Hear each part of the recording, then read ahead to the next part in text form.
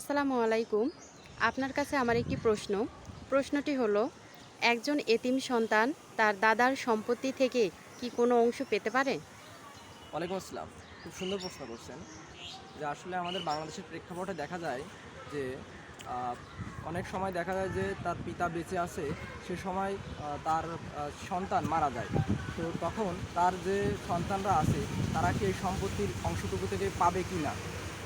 যে আমাদের দেশের প্রেক্ষাপট অনুযায়ী দেখা যায় যে এই সম্পত্তি দিতে চায় না। চাচারা বা অন্যান্য যারা সদস্যরা আছেন তারা এই সম্পত্তিটা ভোগ দখল করতে চায়। তাদের এই যে এতিম সন্তান তাদের থেকে এটা ছিনিয়ে নিতে চায় বা দিতে চায় না। তো আমি এটা ক্লিয়ার করব।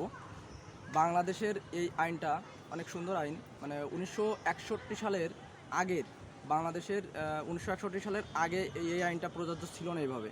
কিন্তু মুসলিম আইন অধ্যাদেশ ১৯৬১ সালের যে নতুন প্রচলিত যে আইনটা এখন চালু আছে, এটা অনুযায়ী কোনো কোনো ব্যক্তি যদি মারা যায়, তার সন্তানরা তার দাদার সম্পত্তি থেকে সম্পূর্ণ অংশে সেই সম্পত্তিটুকু পাবে।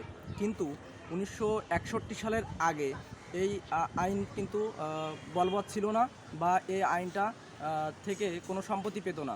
সুতরাং এই সম্পত্তি থেকে কোনো অংশ তারা ১৯৬১ সালের আগে কিন্তু এই সম্পত্তির অংশ পাবে না।